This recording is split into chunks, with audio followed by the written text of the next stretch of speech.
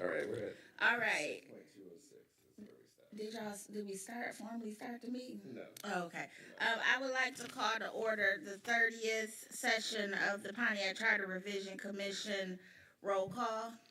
Commissioner Burrows, Garrett, Killian, Payne, Ramsey, Here. Stewart, Here.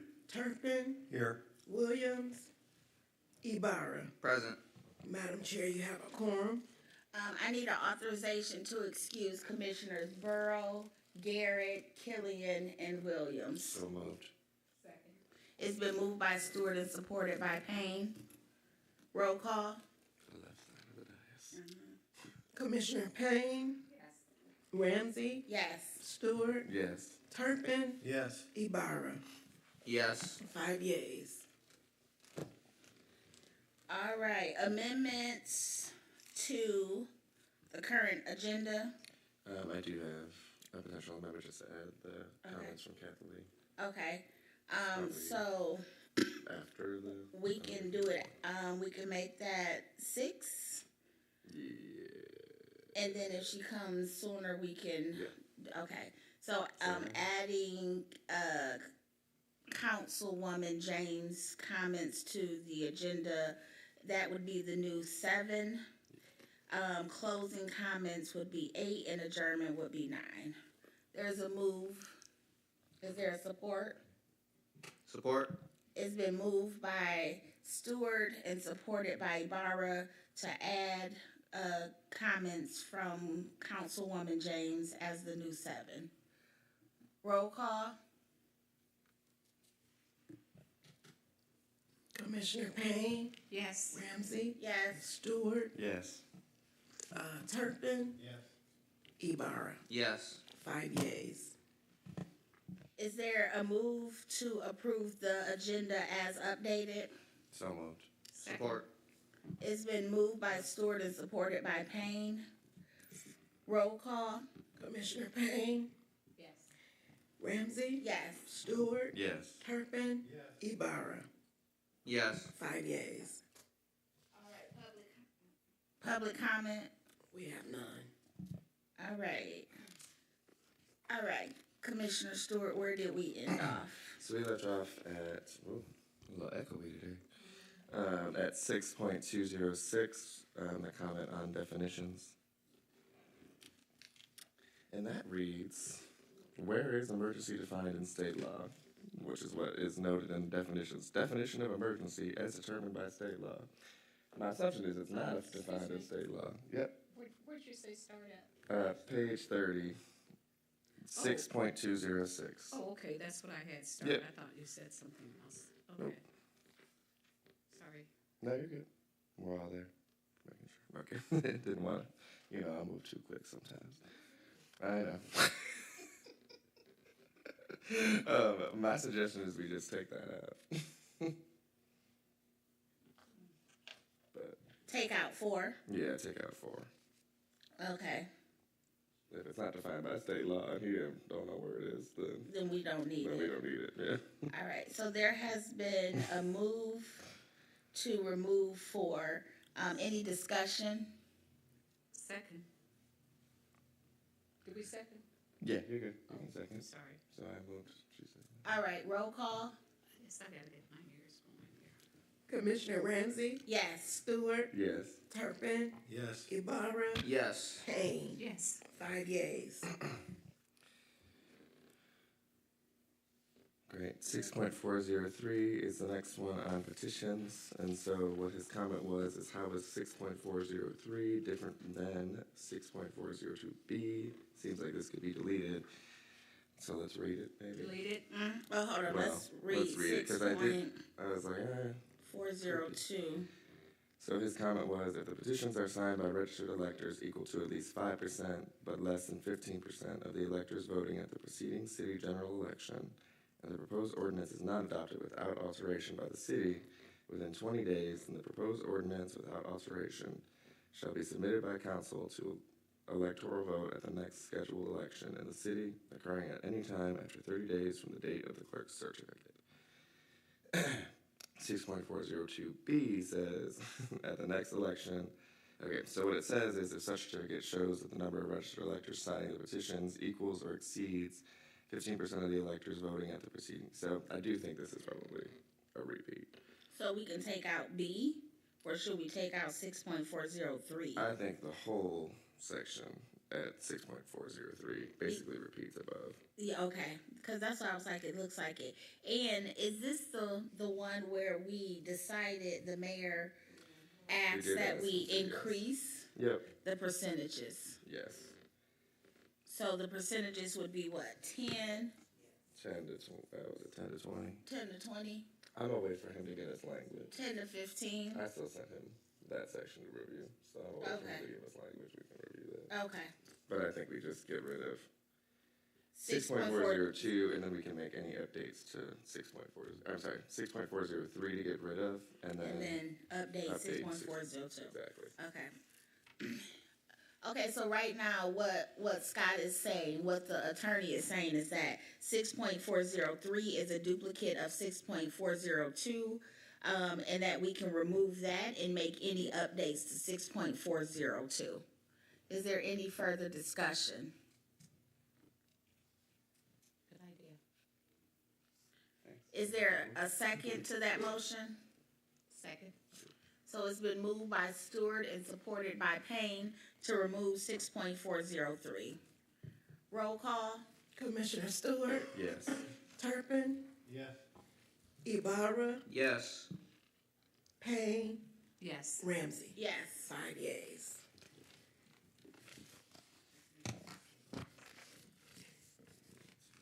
Sorry, just taking some notes.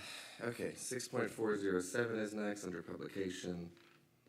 I believe so his comment was publication is defined at law or by law. I'm assuming it sounded like he didn't have an update to this language, but but I'm not 100% sure, so it might be good to table until he's here next week. Okay. So is that gonna be an attorney? Yeah. Yep. Which we did table some things. That's basically what we've been doing. It's like, do we agree or do we need additional clarification?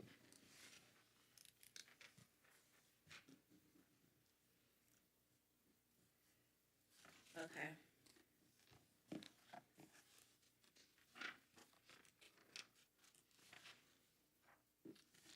So I motion to table until the attorney comes next week. Okay. I don't, were we, last week, this week, it was Thursday, we were just moving on, we didn't table it, we just, Oh, we can do that. yeah, I'm good with that. yeah, I rescind my motion, and we just gonna move on. yeah.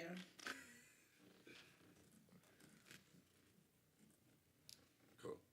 Okay, next one would be 6.508, restrictions on transfers. I believe the comment that he has is just to change lessee here to franchisee, because this section is about franchises.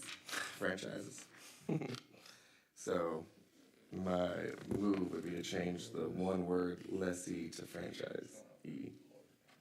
Franchise. Yeah, Franchisee, yeah, he has it in the comments. so 6.508, restrictions on transfer.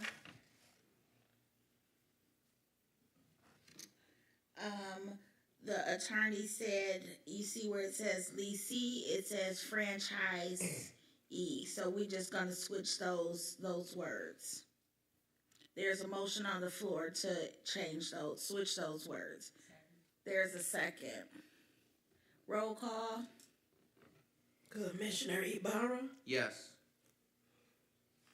Payne, Yes. Ramsey, Yes. Stewart, Yes. Turpin. Mm-hmm. 5 yeas.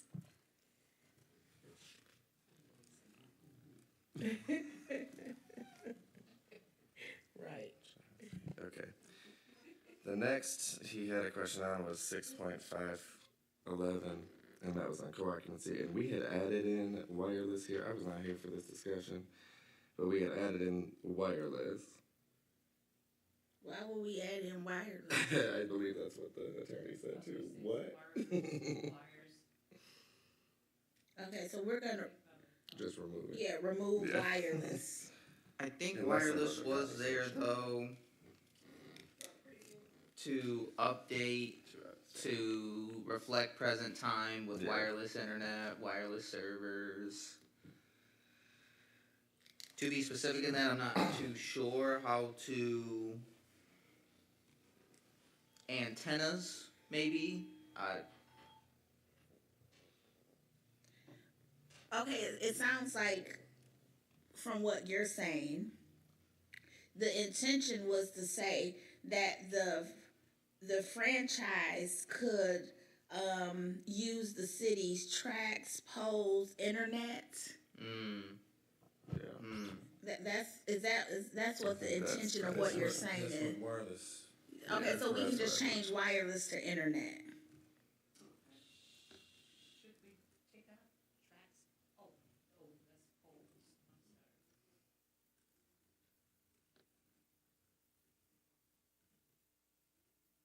So we're just gonna add internet Yeah. where so it says change wireless. So Is I there- motion to change wireless to internet in this 6.511. There's been a motion in 6.511 called occupancy to change wireless to internet. Is there a second? Second. It's been moved by Stewart and second by Payne. Roll call.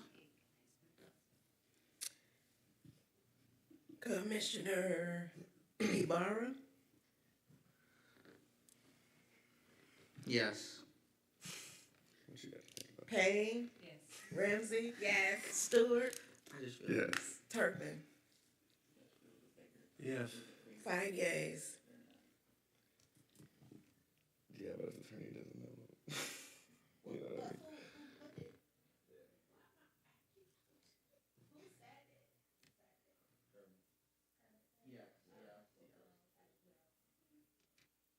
Yeah, but I think we're talking about wireless.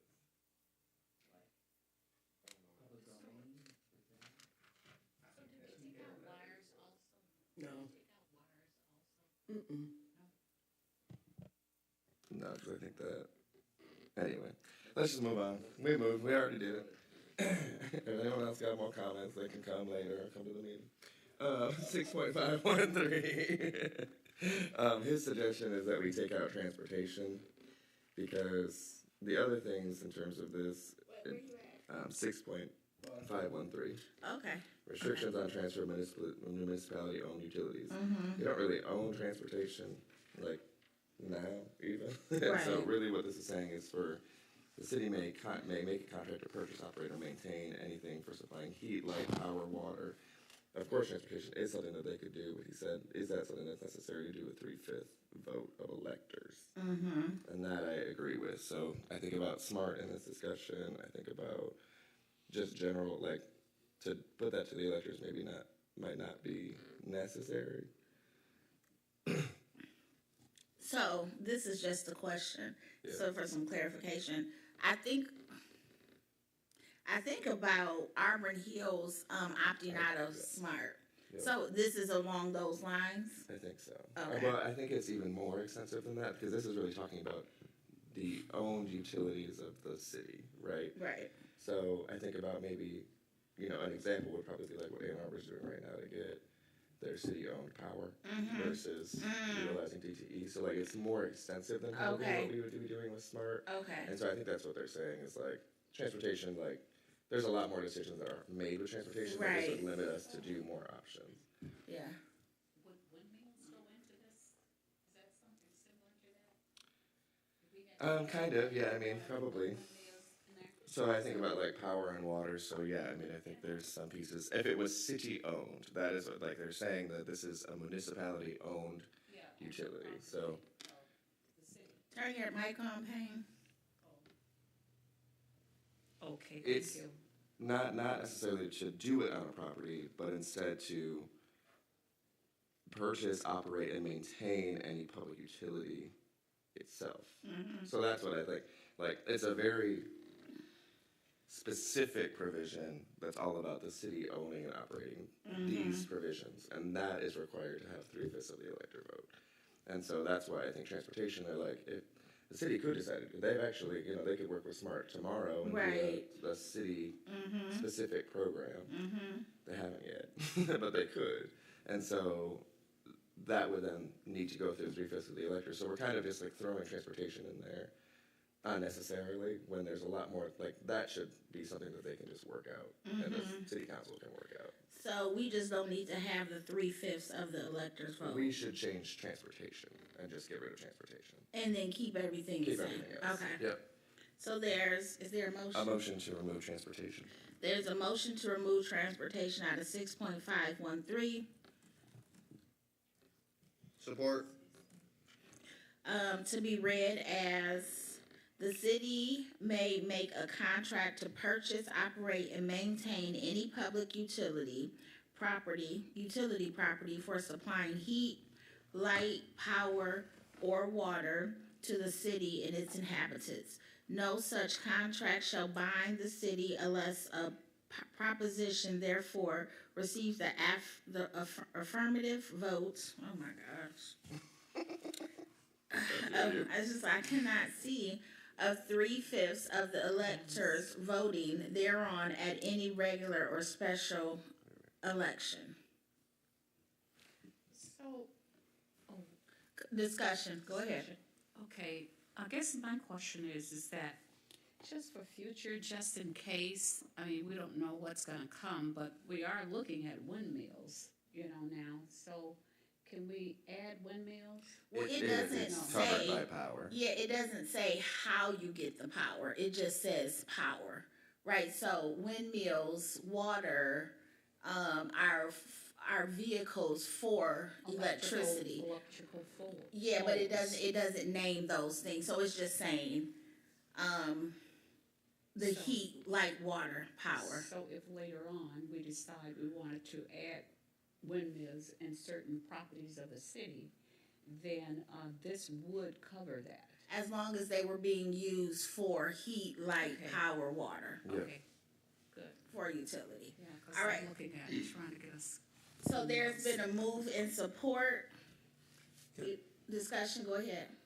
So what do you suppose was the original intention for having transportation in this? I have no idea. It seems to me that when I was in school, some of the kids that lived deep on the south side would go up to Woodward and take the bus up to like Huron Street, 59.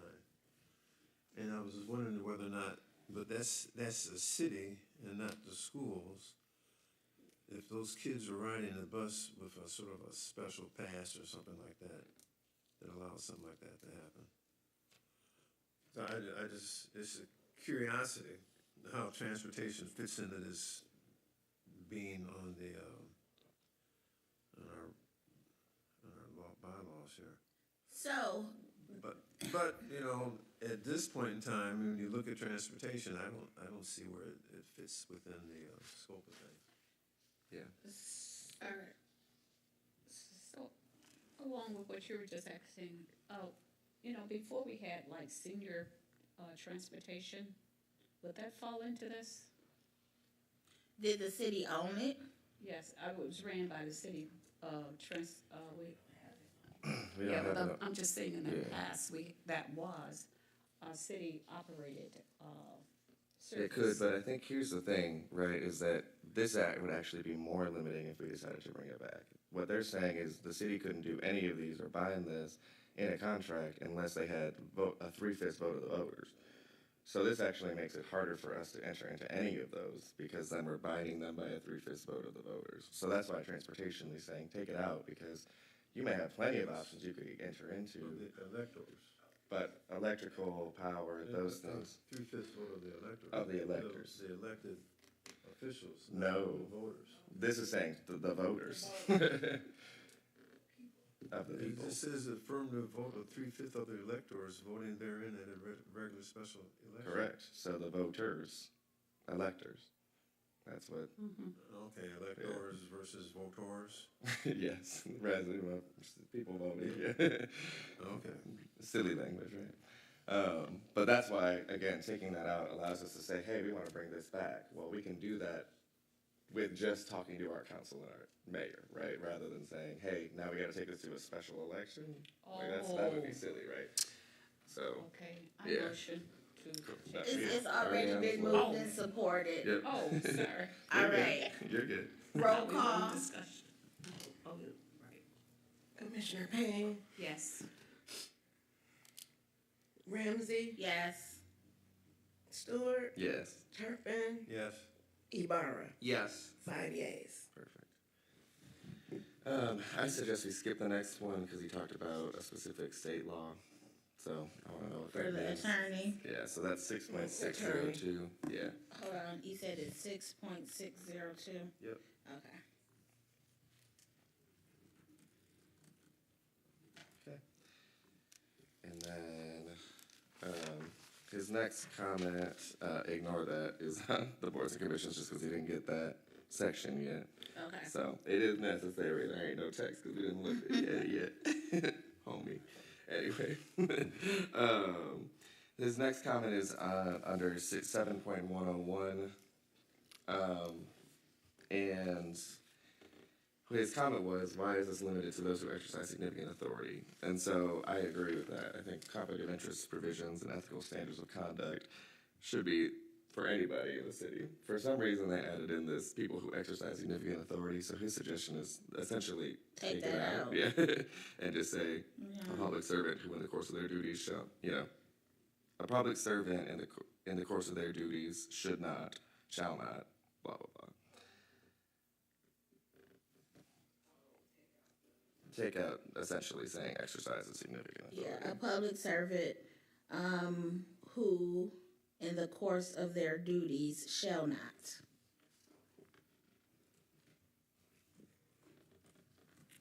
All So right. motion. So there's a motion on the floor. Support.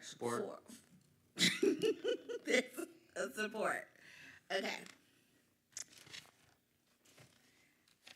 I still got drugs in my system from last night. There was a move by Stewart, supported by Ibarra, 7.101. G is in George, will read, use their official position in violation of applicable law to improperly influence the decision of the mayor, city council members, appointees, or employees. A public servant who, in the course of their duties, shall not, A, solicit or accept a loan, payment, or gift from an individual who is providing service to receiving tax abatements, credits, or exemptions from the city, or B, unduly influence any decision to fill a position in city government with an immediate family member. It's been moved and seconded. Discussion, roll call. Commissioner Payne, Ramsey, Yes. Stewart, Yes. Turpin, Ibarra. Yes. 5 yeas. Wonderful. Similarly, in disclosures, he has the same comment, 7.102, essentially just take out who exercises significant authority. So this would read, except as otherwise provided by applicable law, a public servant shall disclose, and subsequently reads A, B, C, D, E. Thank you.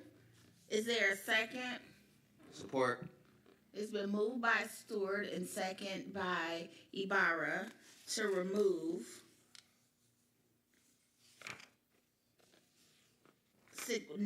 a public, what is it?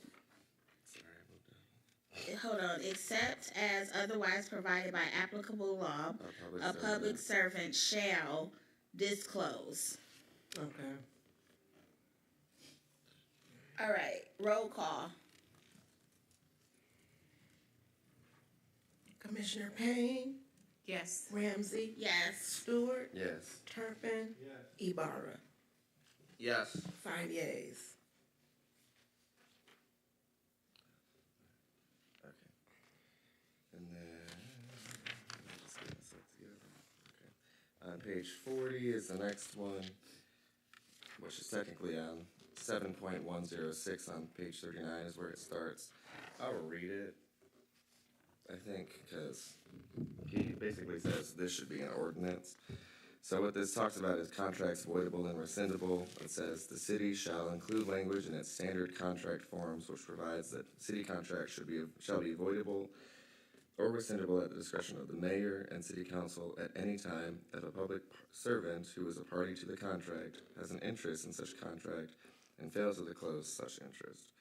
Such contracts shall also be voidable or rescindable if a lobbyist or employee of the contracting party offers a prohibited gift, gratuity, honoraria, or payment to a public servant in relation to the contract.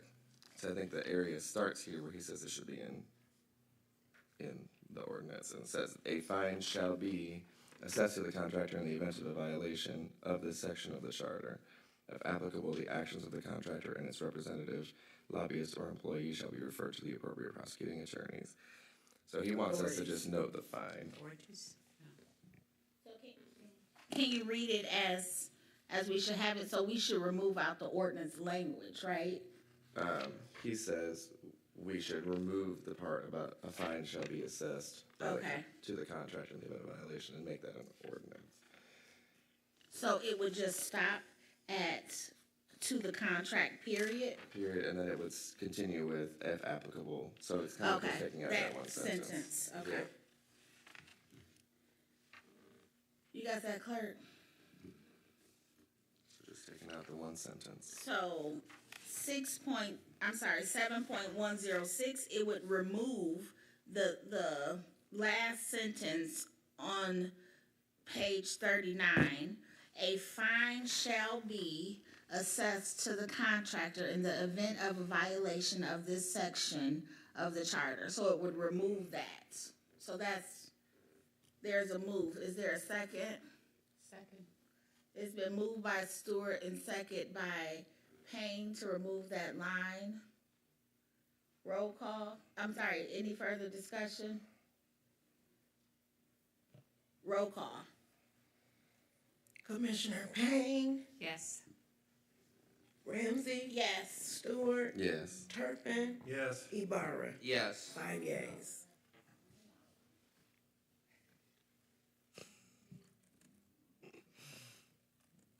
Okay, the next would be on 7.202, and this is all about the public integrity officer.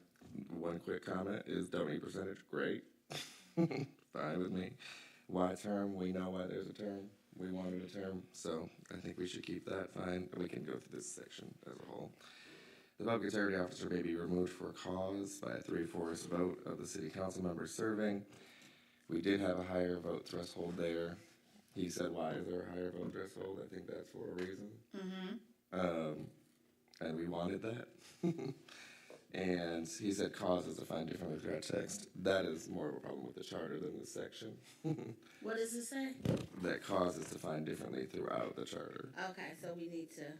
Just make sure the cause. So there was a section that was already, there is a section that is called removal for cause. And that defines some pieces. So I think we Okay. can basically say that anything about cause should be Refer to that as section. that section. Okay. So I think we can ignore the first, again, I'll take out the percentage. Okay, so just read it as we want to approve it.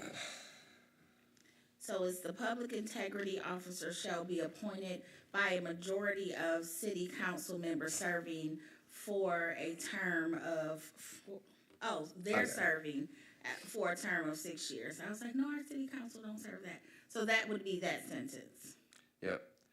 And I'll just read the whole thing. Okay. So then I would say, this public integrity officer may be removed for cause, I would say, as defined by section 6.109, by a 3/4 vote of city council members serving.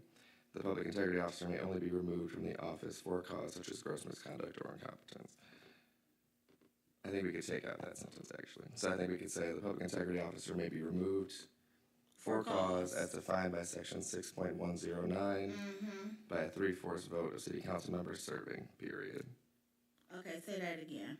The public integrity officer may be removed for cause as defined by section 6.109 by a 3/4 vote of city council members serving. Yep.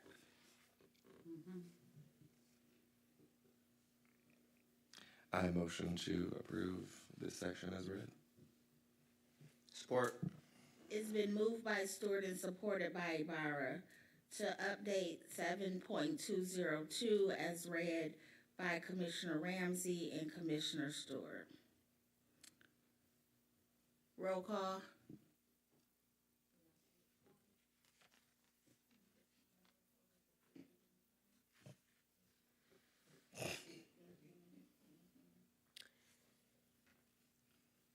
Commissioner Ramsey, Yes. Stewart, Yes. Turpin, Ibarra, Yes. Burrows, Yes. Payne. Yes. 6 yeas. Wonderful. Next is page 42. Do we want the public integrity officer to have subpoena power? Yes. Yes. So, I vote to keep this section as is. Well, we just gonna say yes and keep moving. Okay, cool. I'm good with it. Okay, then ignore my motion. Next is 7.208.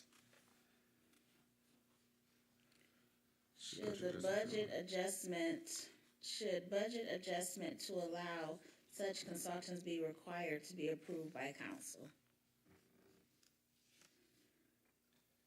So again, this is talking about when the public integrity officer needs consultative services, including retention of attorney. I mean, that is the process of.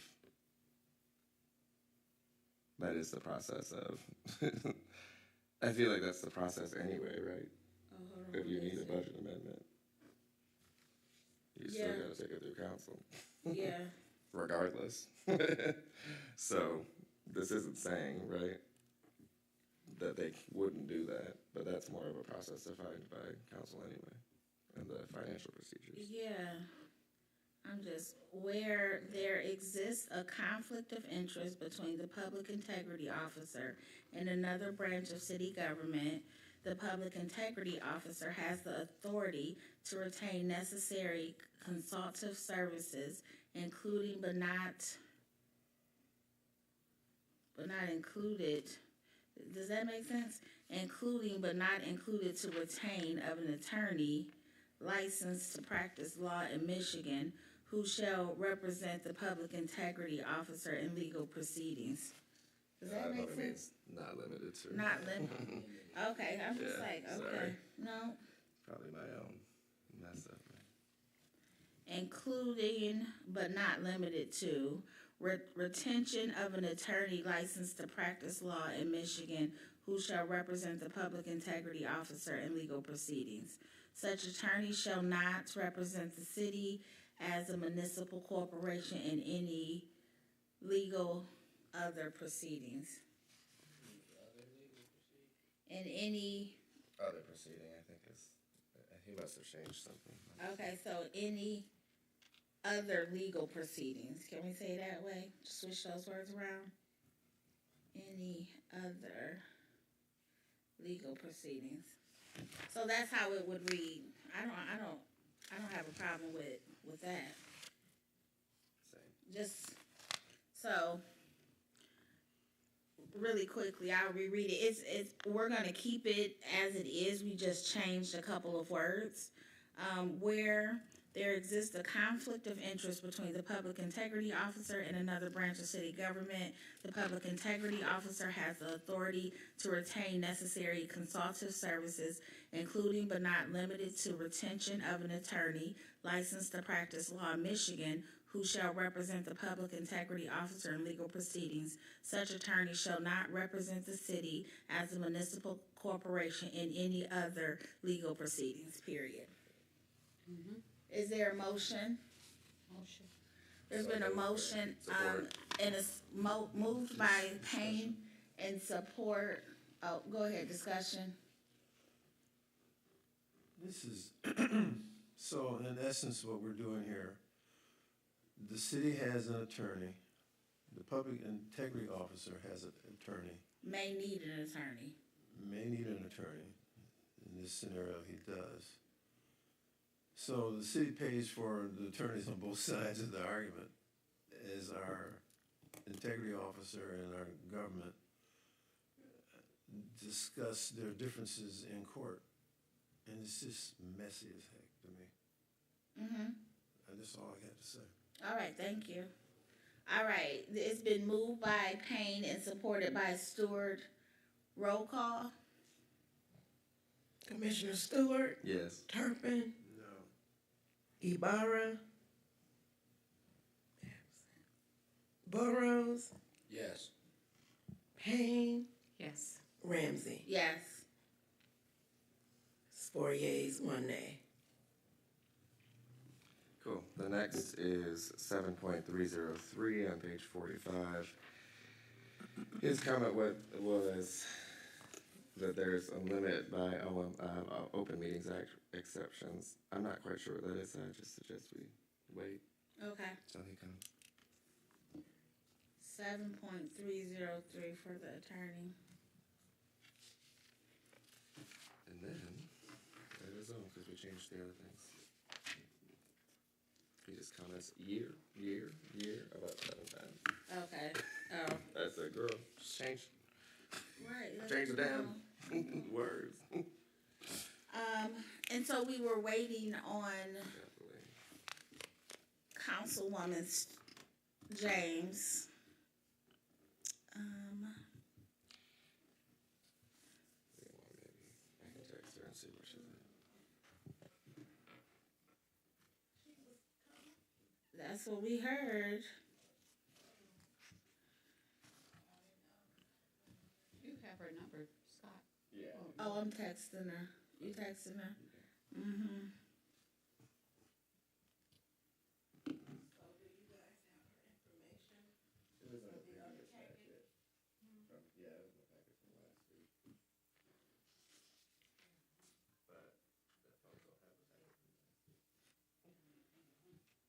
Oh, I got the packet from last week.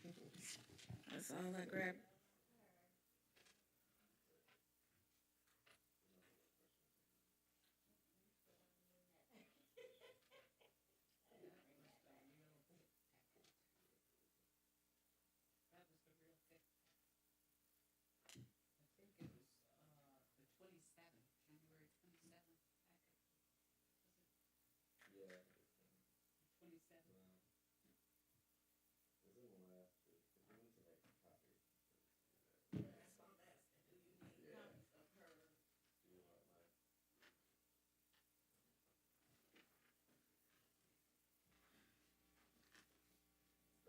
You got the one of the orientation and the parks? Okay.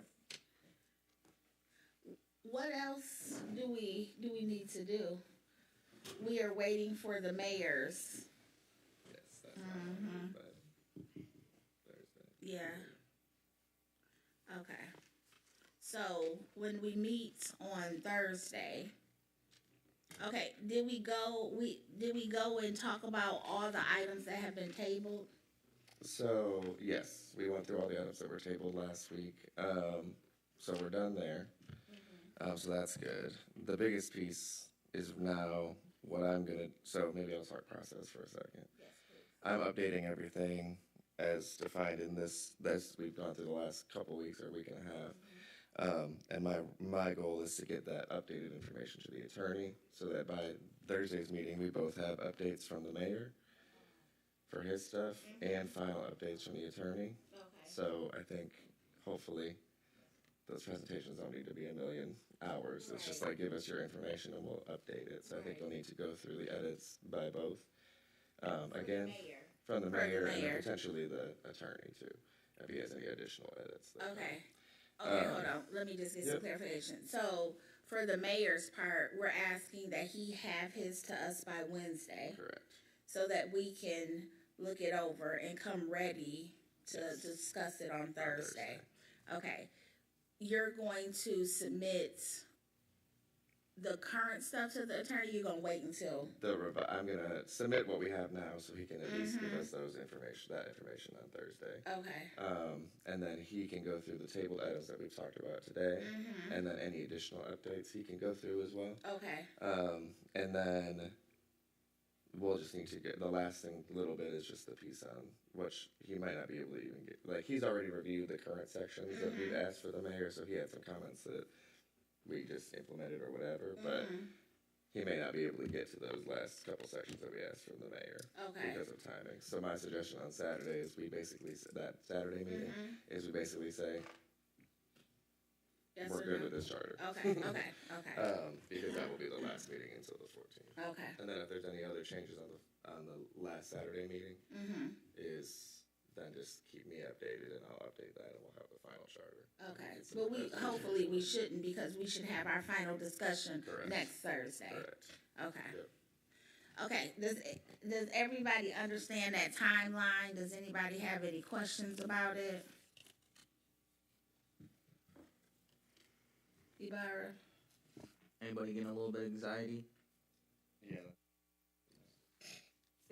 Yeah. I think we got anxiety when we found out the timeline had been moved up. That's when my anxiety started. Yeah. Yeah. What was that? Huh? Ooh.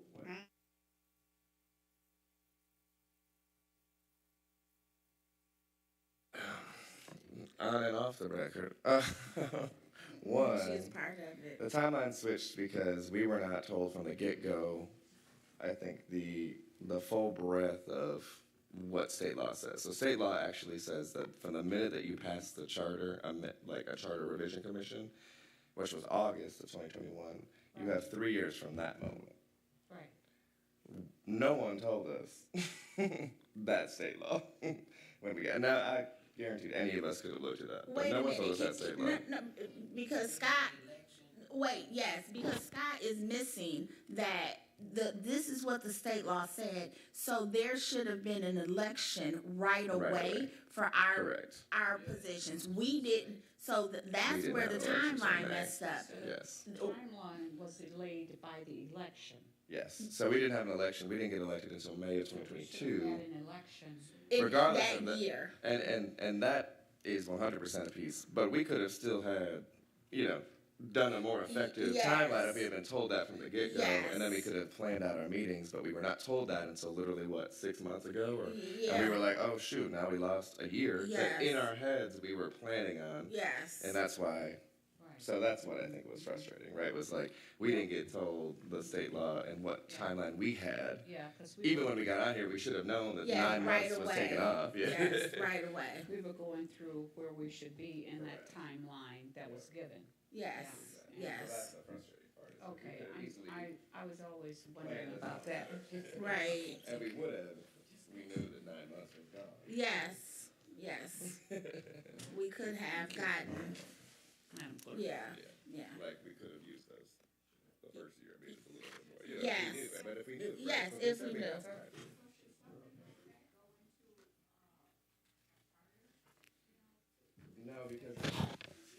No, because it's defined by state law. Like there's nothing we can do in the there's nothing we can do to say the charter revision commission needs to do whatever. You know what I mean? Like, there's nothing that we can do there, but we do need to hold. There's some accountability. So. Can you turn your mic on, Commissioner Payne? So I'm wondering if we had just a little slight guideline in there, a timeline added into a charter, not just for, this kind of, because this could happen again. And at least we will have the charter and have it and read it ourselves and what may have happened, or make recommendations in the charter. I don't know, maybe so, maybe no. So I'm gonna say this unpopular opinion. Turn your mic off, Scott. So this is contributed to Tamika Ramsey. The clerk should have told us. He should have done a better job at informing us on what was going on. So it is not this needs to be legislated. It is somebody didn't do their job. Yeah. Period. So that's where that and you can't put that in the charter. Right. Yep. And we did. We said, do your job. And you need to have an annual evaluation. In conclusion, we will never get elected for nothing. Not that I would be running, because I'm not. And that is fine. Mm-hmm. All of a sudden, the next time I turn in signatures, they're going to be off. Anyway. I have not heard from Councilwoman James. I'm gonna go in the hallway and call her, because if not, then we can probably go home. And what I would do is then I would probably just walk through these and just make maybe some edits and put it in a section. Okay. Probably is what I would do before Thursday.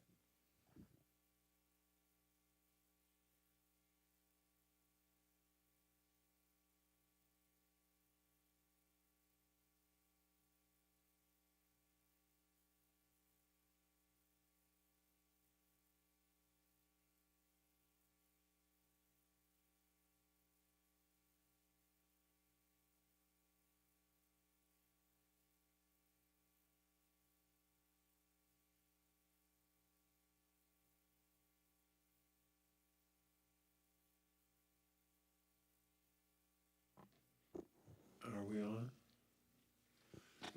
What is this City of Pontiac Charter Revision Parkland Protection? This is document? a section where Councilwoman James, who has a passion about ensuring that our city parks are valued and whatnot, and she just wants to create a foundation for our city parks. We're just waiting to see if she is going to be able to present this today or at our next meeting. So is this an addendum on the end? It says City of Pontiac Charter Revision Elected Official Orientation? That's another, so she did two recommendations, part-time protection and elected. Well, she's actually addressing the issue that we were just talking about. Yeah.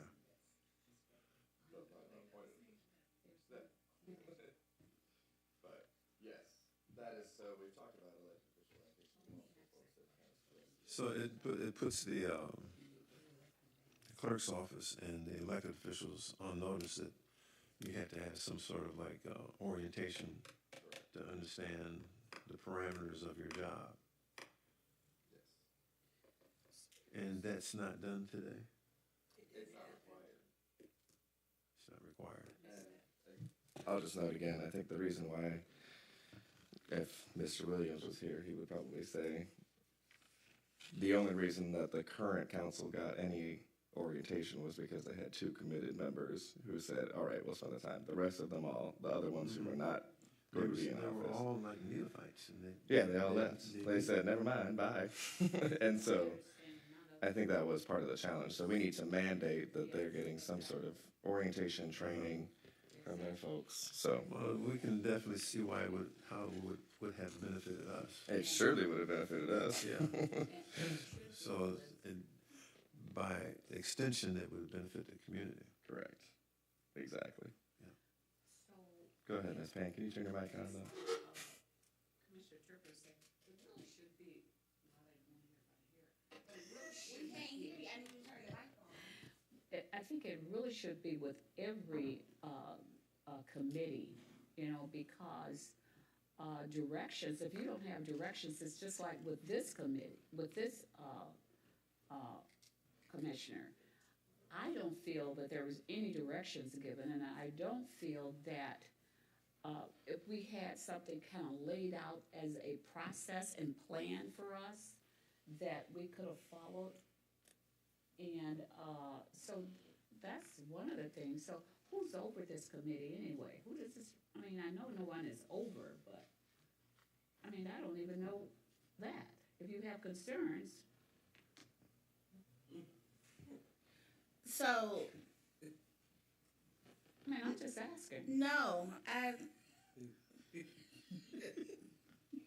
sorry. Action review. Because I asked. No, Because I wanted to know I would think the person who is supposed to lead and guide us through this process is the clerk. So once again, I believe that this charter should be a blueprint, but not over prescriptive, as Commissioner Turpin will say. Really? Quotes from Dr. Turpin. We got some good quotes, and I'll be using them for the rest of my life. But we can't be over prescriptive on it's like telling the mayor this is what you should do. Things might change, right? Technology changes, culture changes. If we're over prescriptive, then they would be bound to what we said, nothing more, nothing less, and we could miss some things. And so I think, I don't know, it just goes back to just having a conversation with the clerk on, do you understand what a charter revision is? Like, do you need some help with understanding what your role is? Because we don't have this often, Exactly. right? So I get what you're saying, but I think if we were to put it down here, we would be over prescribing. Or maybe the part that we have the review can say this is what the process should be. Yes. Something needs to be there to hold someone accountable for the process of this organization. Yes. I mean, this commission portion for us. Well, I think that's a conversation that we all have, because I have people on the talk. Again, it shouldn't be my responsibility to go look up state law so I can understand what my role is. Exactly. You know? And I think that's what happens through different organizations, not necessarily this city, but all organizations throughout, is that the roles are not defined well enough for individuals to function, and then you come into an organization or a position of a commission or whatever, and if you don't have that what I call training and experience, and I mean,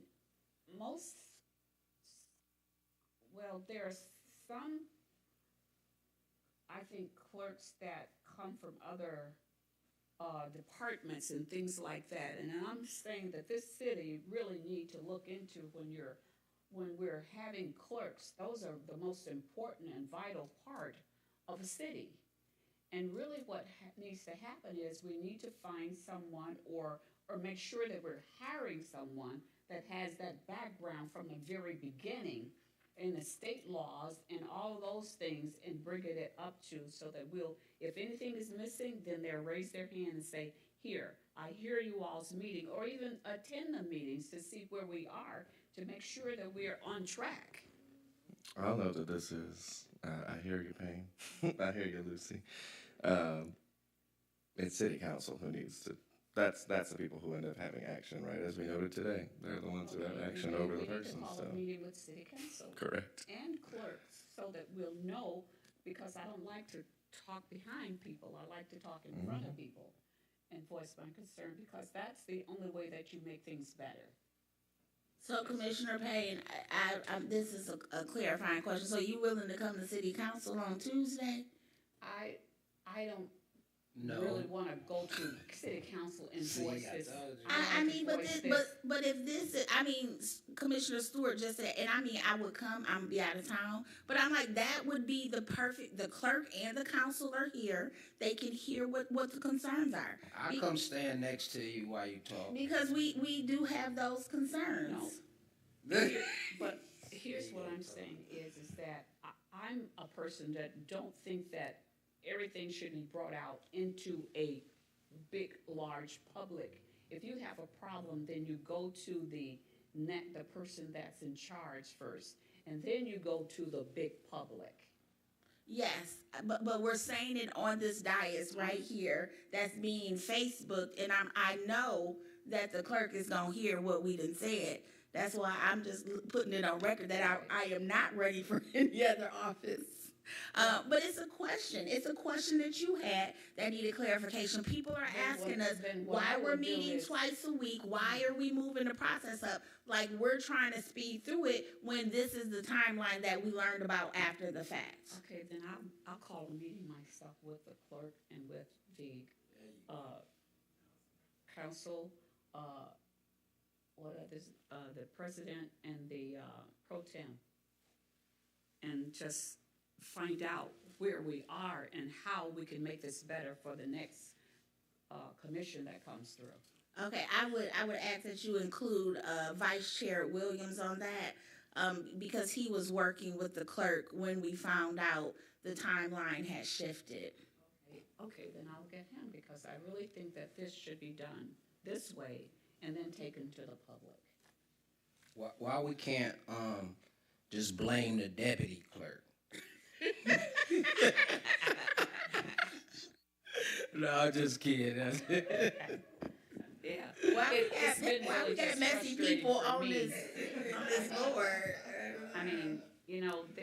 I mean, it's just been frustrating for me trying to figure out what we're in, and from the very beginning, that's why I was just so adamant about training, because I didn't feel that we had anything before us to direct us. I mean, for me, I felt that way. Yeah, we completely understand. I'm saying we're having this conversation in the public right now. So the best way that I go about it while having transparency is coming to the meeting and saying to the city council. I think when we originally learned the timeline, I came up here and was throwing some shots. Because I was mad that we had a whole year taken off, and now we have to speed things up. So we didn't get the presentation and walking through, and this is what you need to do. So that didn't happen, right? And a lot of us up here were frustrated. And so we completely understand what you're saying. My thing is, it's public, because we've already said it on this dais that is being broadcasted live on Facebook, which will go on the city public website. So I was saying, I understand your need to have a meeting directly with them, but we've already put it out there. So I appreciate that you will call for that meeting, and the public will know that we are not trying to push this process along or speed it up to cover anything or to hide things, that the timeline was changed on us and we're trying to meet it to have a revision. I Stuart? 100% agree with that. I think that is the reason why it's concerning, is because the public is now saying, or other people are saying, oh, well, I think this person's working with this, or that they're trying to push this agenda, this and that, and it's like, no, quite frankly, we would have loved to get through 1,000 more things or figure more out and hear from more people. And I think the problem that I have with the timeline, the biggest piece, is that we had so much thought around how we wanted to do community engagement in a different way, and now we are screwed where we have, and also to know, we had potentially 3 chances to get the charter on the ballot and then hear from the voters, and if they denied it, we could have worked through some changes and said, okay, let's do something else. Instead, now we have 1 chance. Hopefully, we can get to enough people to say, hey, please support this, right? Again, we don't know, we don't know where the South Council will land, we don't know whatever, but like, the biggest piece is that we need people to vote yes on this, and note the work that went into this, note where we came from, whatever, and now we have a much more shortened time frame, and we only have 1 chance to do that, and the only opportunity for us to do that again is to get another charter revision commission on here, and then get another election, and then have another 3-year period, and that's just silly. So, it's just frustrating. Well, And I'm not gonna do it again. just as a I'm note, gonna run for that one then. individuals in the community are already saying that we're pushing this and that they have not had an opportunity to review it, and I'm trying to figure out, well, how did you have an opportunity to review it before? Because before we didn't even have all of the internet capabilities that we do now. So how did they get to review that before it went on, and did they review it? Well, I think that was the problem, that they didn't have the opportunity to review it, and that's why it got voted down. And so, as Commissioner Stewart said, we had a plan to do some, then take it to the public, come back and revisit it, and we don't have that opportunity now. Exactly. So we were attempting to learn from the past, and that opportunity was taken from us. Burroughs, were you about to say something?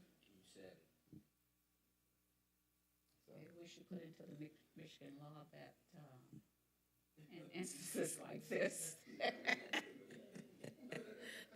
Okay, so, Election Councilwoman should be James, extended. did not respond to a text message or a phone call.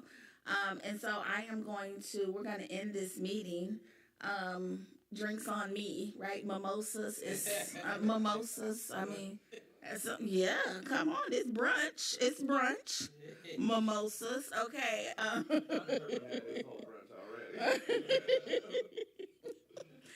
So we will be back here on Thursday. Will everyone that is currently up here be here on Thursday? This will be the time where we are going through the mayor's comments.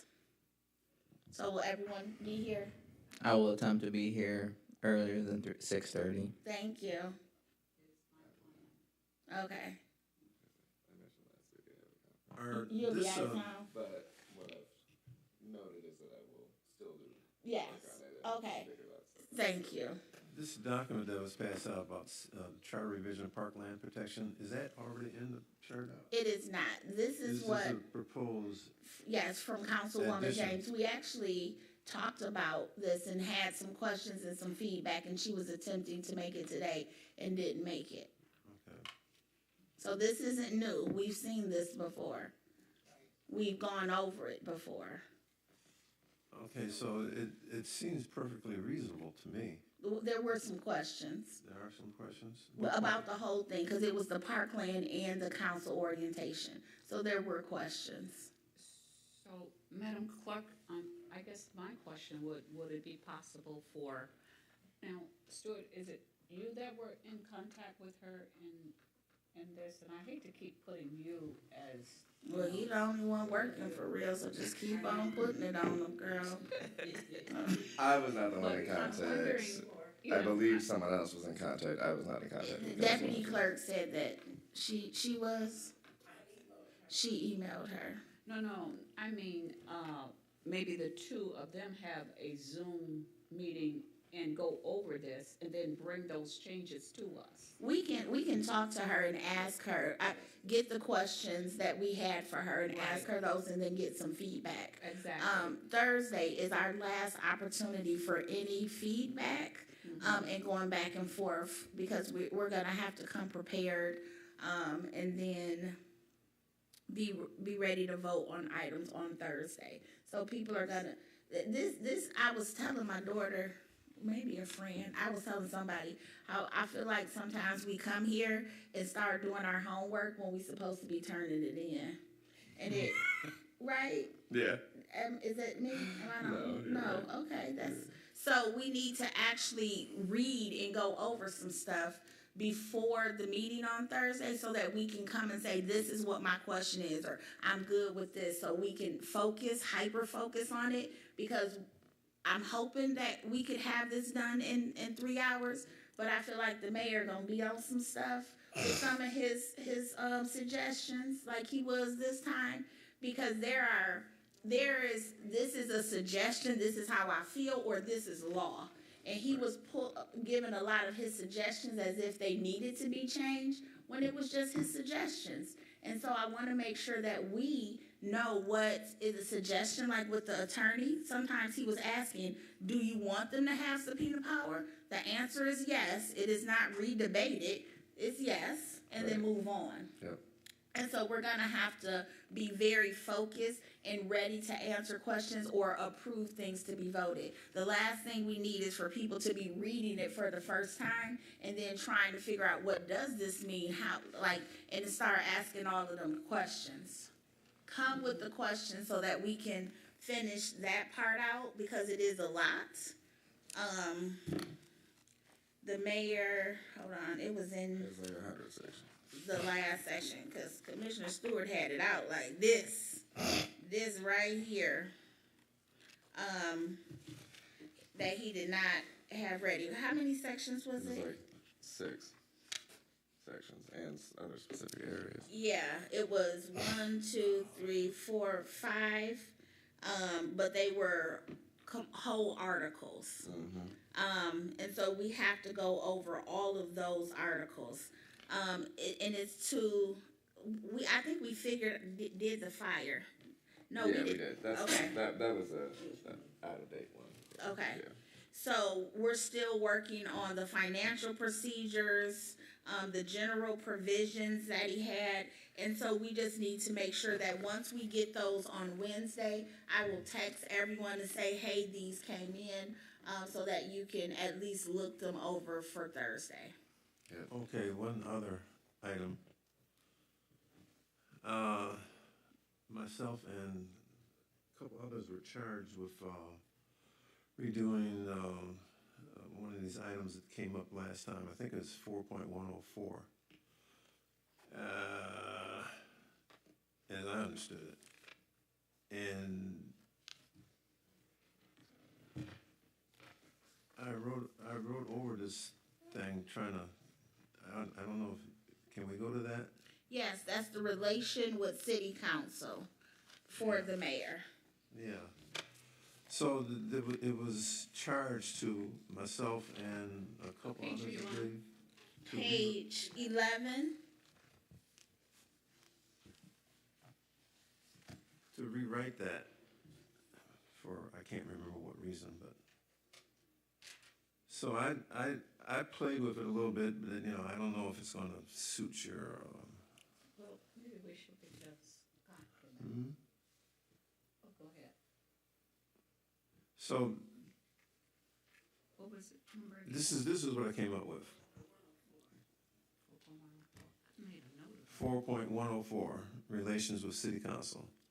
The mayor or the deputy mayor shall attend all meetings of the council and respond to questions from council members and citizens, make reports and present proposals by following the regular city council meeting. By the following regular city council meeting. Then I got the mayor and the deputy mayor may designate a city administrative officer to attend meetings of the council on their behalf when they are temporarily absent due to an emergency or other extenuating circumstance as approved by a majority vote of the council. Failure to attend a regularly scheduled meeting without cause will be grounds for disciplinary action. Action which could be a written reprimand or financial penalties. I didn't get into specifics. I didn't know how far I should go on that. Okay. So the first part sounds good to me. The fact that it has to be by a majority vote by the council, that concerns me. Mm-hmm. And I'm just thinking of the previous administration. So if Dr. Waterman and Mark Holland couldn't make it, and the next person in line was here, and the city council was like, we want to mess them up because they're not here, and they voted that they don't approve that person to represent them. Mm-hmm. It just leaves a lot of that back and forth going on. So I think how does the city council and the mayor come to terms of who's going to represent the administration? Well, I think the charter does that, and if I we just said, how do we do that? I think we have to say something about a department head, like give it a specific, like it has to be a department head. Somebody, Well, this. Okay, so I said city administrative officer, so we could say, and that's it. but you said you wanted a No, that right there. That's satisfactory for Yes, what you're saying. that's good for me. It is Okay. the voting, the council voting to approve that person could be sticky. So if we take that out and just say, based on what the charter says, an administrative officer can do it, then they Right. wouldn't have a choice. They can't be Right. sticky. So now the other part about penalties, I didn't have any specifics down here in terms of financial penalties. I once again, I hesitate to put that in, because what it's saying is if the mayor, the deputy mayor, or an approved administrative officer can't do it, they can't have a meeting. So the meeting can't happen. So the mayor, deputy mayor would be. But so what happens then is if there's some sort of political ploy being played, in which nobody shows up representing the administration, therefore the meeting can't happen. Well, that's putting a handicap on your government Well, in terms I of getting think things done. I don't think we can put in financial penalties for somebody not doing their job. I don't know. We can add it in there and see Well, if the attorney says it. But the little- failure to present and respond, or the failure, we could say the failure to present, respond, or have a designated executive person at these meetings may be investigated by the public integrity officer. But what's going to come of the investigation? Well, it When could you be. say, well, there was intent to subterfuge in terms of this meeting, and now what? So, and this is just my thought, and then I'll hand it over to Commissioner Payne. We're saying if the mayor doesn't appoint somebody to come or have somebody here because there's a political ploy, if the public integrity officer puts that out there, now me as a voting taxpayer, now I'm not, to hell with the mayor not being, to have to pay a fine, I'm not re-electing you because now you being shady. That's what it is. It is being transparent so that the voting elector, the bosses of the mayor, will understand that they're playing games with our tax dollars. This transparency does not need the public integrity officer to pull the shades up. Well, Can't the council do the same thing? Well, it could, but then it could look like it's really back and forth between the two bodies. If you have this, what is the public integrity officer? Neutral. If you have this neutral person saying that this meeting didn't happen because the mayor was trying to do some political stuff, or that the council knew that this couldn't happen and they were trying to do, it's a neutral body for the residents to understand. And then Payne, go ahead. That's what I was trying to get to, is that the integrity officer is involved. If that happens, you also have your president, city council president, pro tem. Those are individuals that are actually reporting, the mayor is reporting to. So I would be more comfortable in letting the three of those entities actually resolve that issue and not putting any penalties, because on here, I think that those penalties and all of those different things should come from the council if they so choose to do that, or the mayor if he or she so chooses to do that. So within this, the parameters by which the council would provide financial penalties, 5% pay or something like that, it has to be, I think it needs to be delineated in this section. It was my understanding that, those penalty things comes within controlling the employees or controlling administration or controlling the.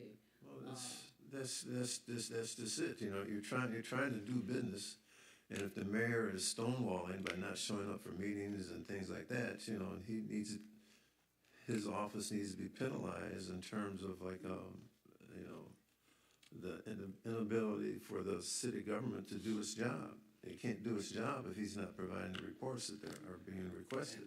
And if council if they have to come up with what the penalty may be, they need a guideline as well. So it has to be in here for them to go off of. Some got to tell them what to, So that's an area that I think we need to consider in terms of what financial penalties amount to. If we're gonna do that, yeah. There are suggestions out there in the wireless internet that talk about 5% or whatever. But this my question. So let's say you worked at a nonprofit who has a board, right? Who are your bosses? Because for the mayor, we're his boss, right? Or their boss if we have another gender person. If in the bylaws of the charter that you are working for at a nonprofit, it says if you don't do your job the way that the board sees fits, a percentage of your salary has to go back. You're not gonna take that job. And that's what we're pretty much putting in there. My thing is, once again, the boss of the mayor is the public. And if so putting a financial fine in here, it seems punitive when it comes to this public integrity officer about to stand in front of the council and the mayor and the entire city and read whichever branch of government is acting an ass. So, and now the public knows, and now when it's time for me to vote for you again in the next election, Councilman Turpin, I'm not voting for you because you playing games with my money. So you think it's sufficient to have, well, I also include there a written reprimand vis-a-vis, the council or the, what you call him guy? Well, who writing up the council? Once again, the voters are their boss. You want to be able to reprimand the council too. I'm saying who doing when it? When it's necessary. No. When it's time to reprimand a council person, I come up there and tell them that they don't need their job, and I'm gonna help get somebody else elected. Because that's all we can do. Who writing them up? The clerk? The chief cook and bottle washer is the integrity officer who reserves the right to write up everybody. So can the integrity officer write up the council or the mayor? They can report or they can make. No, he said write them up. I'm just trying to figure out. Is that what you just said? No, I'm saying who can do that? Well, I thought you were insinuating that the integrity officer is the person. No, I said it's the voters. I think it's the voters. The voters ultimately will do that, and that's where my faith comes. Not an integrity officer. You better be quiet. Turn that mic off, because this man just argued that somebody needed Madam to. Chair, Yes. may I suggest that,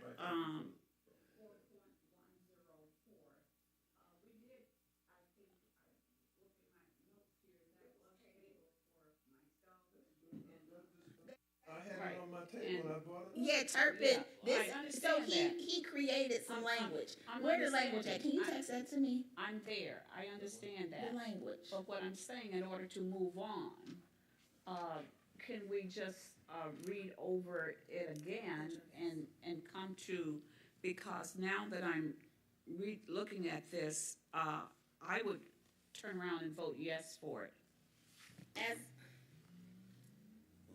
I vote yes for as it was written or as Turpin wrote As it was written. Okay. So let's, again, go through, because Scott wasn't here and he really had dealt with that part. Maybe go over if Commissioner Turpin would reread his. Oh, here. Good job on that, though, Commissioner Turpin. So when we were talking about it originally, it was the mayor asked, could we say instead of shall be investigated, it may be investigated. And then what were we talking about when we said, the emergency or disability, and then it was by the following regular council meeting or emergency meeting. So the attorney took out the or emergency meeting. Did we want to keep by the following regular meeting, because this could happen at a special meeting, which gives people less time? So, go ahead, Stuart. And the biggest piece so there were, again, two major pieces that the mayor talked about. One was just doing, yes, may be investigated by the public integrity officer. And the only other thing he had a comment on, which is what we were meant to do, was they are temporarily absent due to an emergency. He was like, what's an emergency? Could we just add unforeseen circumstance or, necessary absence, whatever it is, you know what I mean? Like, that was the two things that he just had. Besides that, it was basically. But no, but Turpin had some changes. So can you read those again, Turpin, and we can talk about those changes? Yes, sir.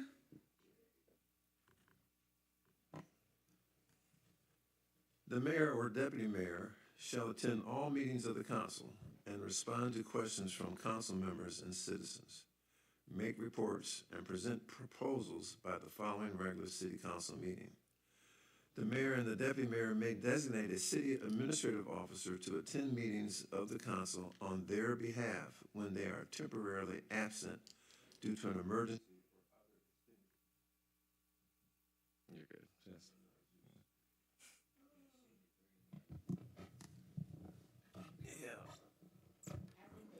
The mayor and the deputy mayor may designate a city administrative officer to attend meetings of the council on their behalf when they are temporarily absent due to an emergency or other extenuating circumstance as approved by majority vote of the council.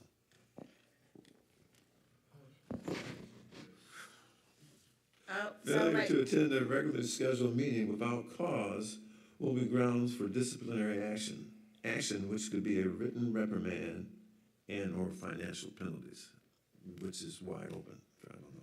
Yeah, so then my question was, who is going to do the written reprimand? So that was my question. And can we legally assess fines to somebody's paycheck? Was the other question. Well, using the wireless internet as my guide, that is something that was. Wireless internet. Go ahead. There were examples where that is done.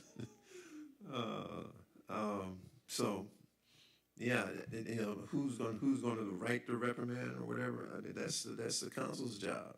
They figure that out. Thank you. All right, Burrows. I was listening to what you read, and the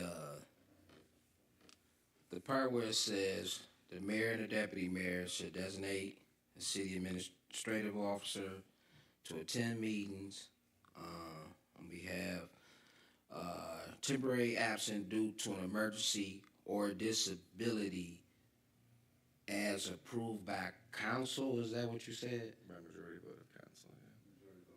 So council they gonna vote on your emergency or disability? Yeah, that's what I was.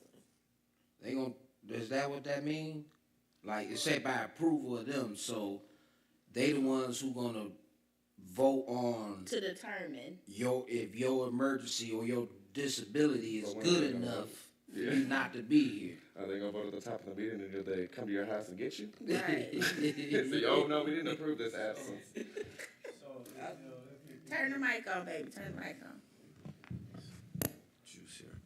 So if you recollect, when we start our meetings, if someone's not here, we vote to excuse their absences. I don't think it's much different from that, so the sitting council will have an opportunity to excuse their absence, yea or nay. Yeah. But the question was from Stewart, if the mayor isn't here, if the deputy mayor isn't here, if they have the director of economic and community development, she ain't got no power for real, we're not approving that, then what happens? I guess you don't have any input from the administration. But they're not here anyway, and they just approve it, it just makes it. But by the charter, somebody from the executive branch has to be here in order for the meeting to happen. But you're saying they're not there, so you can't. So then the meeting cannot happen. It can't happen. So, yes. So do we need to have all those details written into this document? I think it was fine, for the most part, as originally written. Just Because there were no major concerns on anybody's piece, right? I'm actually a little surprised, Turpin, because I think this is legislating a little too crazy. What? Right? And that's usually your stick. Well, too deep. I was trying to make it make sense. The thing is that he is already, so if the mayor and if they cannot attend, they are designated administrative officer. That is the stopgap, right? The meeting can still happen because they are required to designate a administrative officer, right? So if the mayor and the deputy mayor can't attend, someone else needs to be there, right? That's fine. That's their role, they designate, right? And so that should be more than fine. Any times where if they get crazy, right, it shouldn't be, yes, we do excuse, but for the most part, each legislative body handles themselves. So we excuse our other commissioners, because we're the legislative body of our other commissioners. City council is gonna excuse their other council members, because that's their council members, they are in charge of that body. They don't necessarily excuse the mayor. The mayor can, again, the process is the mayor, I'm just looking at you, Burroughs, I'm not talking. Yeah. But, it's like they're designating that person, right? So that's the process. They designate a person. If they can't attend, if it's an extenuating circumstance, that's what their role is, to designate somebody to be here. And that's it. If they get into a situation where the previous mayor who was here starts not going to meetings and trying to deliver stuff, well, then that's why the public integrity officer has their role. I think we just keep it straight up. I think we say that it may be investigated by the public integrity officer. Keep that language there and just add or other extenuating circumstances to the end of that second paragraph where they talk about just any type of discipline. You gotta have some kind of where we can go to and see where you came up with these fines and fees. Right. So if it's not gonna be in charter, gotta be in some type of ordinance or some type of bylaw, something to where you just can't make up no stuff. Oh, you didn't show up, so hey, you gotta give us this. And so now you're like, well, where you come up with that number from? Like, so that's all I'm saying. If there's gonna be some punishment or discipline or whatever you want to call it, it has to be outlaid. It has to be somewhere where we can go to it and see where they got the discipline from. Madam Chair, just for the record, I think one of our questions was, at least mine was, is that can we actually, or not just the Charter Commission, but can any commission, whatever, fine or anything. In the Michigan legislature, section 780.766A does say that fines, costs, assessments, or payments other than victim payments, allocation of payment, priority victims payments, and define. So in that section, starting at section 16.A, does somewhat discuss where fines could be placed, but I don't feel that a charter should be putting in fines, but the city council, I think that's up to those three levels of city council, the public integrity officer, and the mayor. I will note, we have noted, this is why the public integrity officer is an important role, first of all, except for what Bruce Turpin always says, since he hates it. Madam Chair. We have noted that they are allowed to assess fines, to do whatever, they're allowed to take a responsibility in this option, right? So we have noted they must attend meetings. It is on the public integrity officer to figure out the fines to do that. Like, that is their role, right? So I think, again, we are talking about this, we've talked about this for now 15 minutes, right? We have already gone through this section once. We had some brief comments from the mayor. We do not need to spend another 30 minutes on this damn section. Let's change some quick legislation and say, maybe investigate about the public integrity officer, and change the quick piece on extenuating circumstances. We could add a thing that maybe says, maybe noted, maybe fined, or whatever. We can add something like that if we want to. But I also think this is just over-legislating. Like, we are now over-legislating the charter, and I don't think that's necessary for this specific provision. We are, like, spending, this is where it's like, we can have whole sections we could add, right, on things. And those deserve time. But one simple section, we're good. Like, I'm sick of us spending 17 hours on one section right now. We do not have time for this shit. I took the opportunity to bring it up now since we were getting ready to adjourn. So it seemed like it's a freebie. So But Madam and obviously, there are reasons for us to have this conversation, and if for some reason you have a rogue government that doesn't want to meet up with its obligations as it relates to meeting with the council, and they're not showing up for meetings, what do? You turn it over to the public integrity. Are you turning me off? I don't even have that power over here. Y'all shoot. just act like I'm Boy, I bet you wish you did, though. No. Let me see if So the public integrity officer steps into this fray between the mayor and the council and, adjudicates some sort of reconciliation.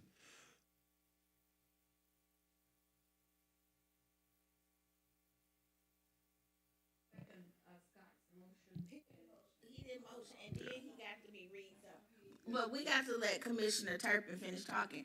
But then when you get done talking, you know what I'm gonna say? You done spent this whole damn time talking about we didn't over legislated for the stuff that you talking about that you act like did not exist. We kept talking about rogue government when things were actually happening, and you was like, y'all just negative. No, like this, we talking about what happened 2 years ago. And now you making up some shit, okay? Right. Can we say this? You a hot mess, Commissioner. Thank you. I appreciate that. Okay, now go ahead though, because I want you to finish, but I'm just trying to imagine in my mind that you have a rogue mayor and his administration,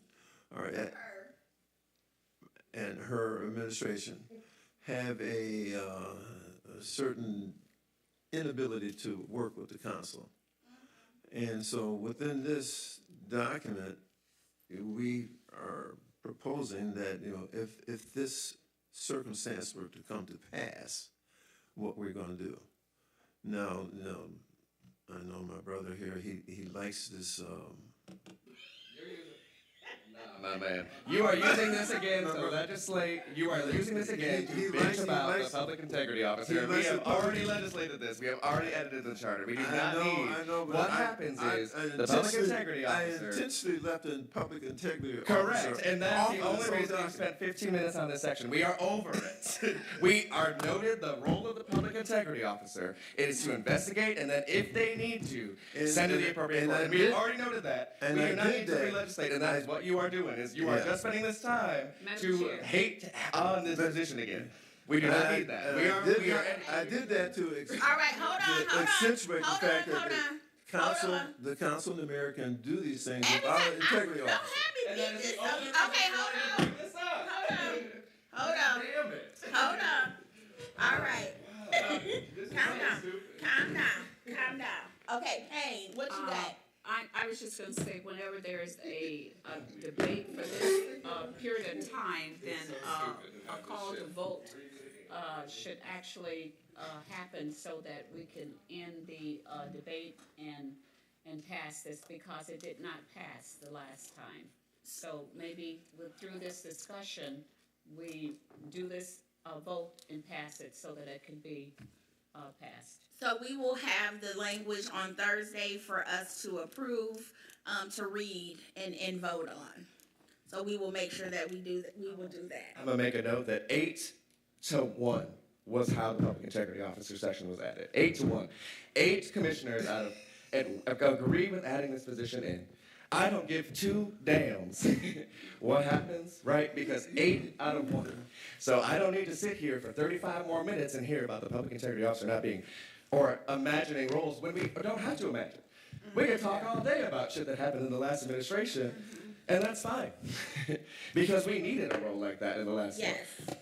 So I am out. Thank you. Because this is bullshit. Thank you. I didn't realize I had crawled up under the skin so far.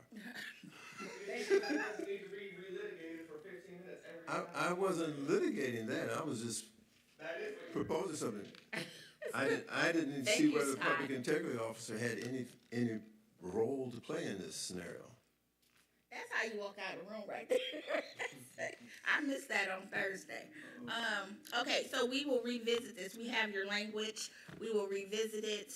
And just come prepared on Thursday. Once again, I wish will. we had voted on that so that it could have been done because we were. But we waiting don't on have we don't have the language. We need to make sure that we have the appropriate language. Okay, closing comments. Payne.